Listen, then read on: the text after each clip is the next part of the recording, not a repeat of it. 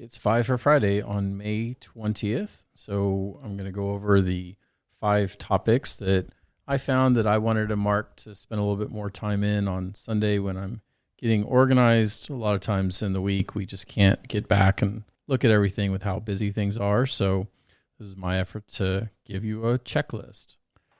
First, Radio NIGP is back up on the air. Victor Lemur shares the series where they assemble NIGP thought leaders talking about different topics.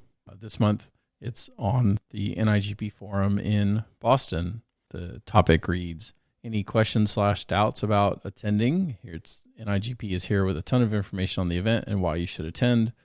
Victor, you had me at Boston. NIGP forum is going to be a great event. We'll bring several people, and we always enjoy the interactions.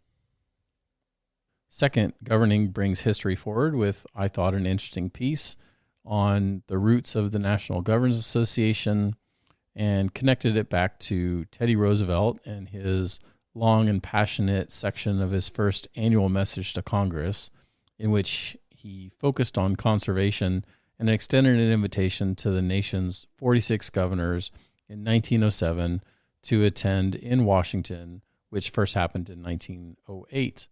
All but one of the nation's governors attended, and it became the basis for NGA. And it's a long and interesting article. So if you are a fan of Teddy Roosevelt or conservation or interested in how things like the National Governors Association comes to be, it's worth your time.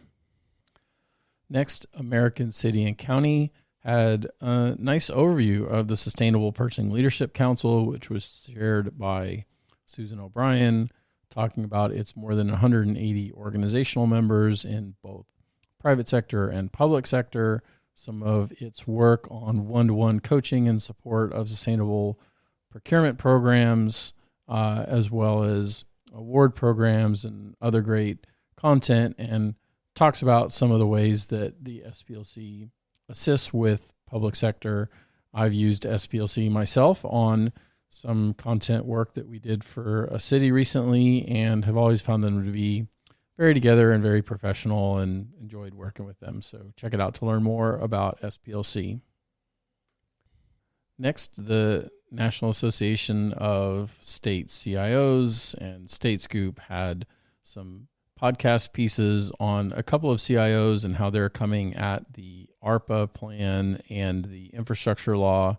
So you get to hear from both the North Carolina Department of Information Technology Deputy Secretary, as well as New Hampshire CIO and former NASCIO President Dennis Goulet, talking about their approach to the American Recovery Plan.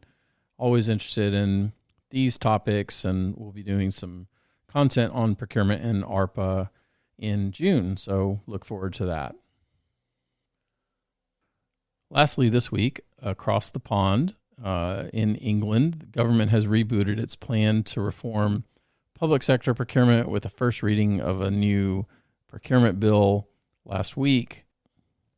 And among other things, it aims to enact the changes to the government's 2020 paper on transforming public procurement, which includes taking into account social value with the proposal reviews and other aspects of supply chain, performance tracking, duration of contracts, etc. So always interesting to see other large entities think about their procurement law and pull all of that together. So that's a 5 for Friday.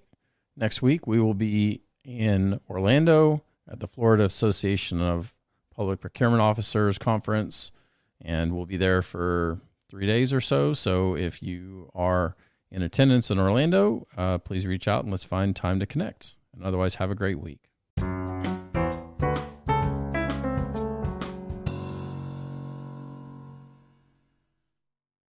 Hi, it's Dustin Lanier. Thanks for listening. Please find me on LinkedIn for original public sector operations content every week. And please reach out to me if I and my team of procurement professionals at Civic Initiatives can help you be a public procurement change agent.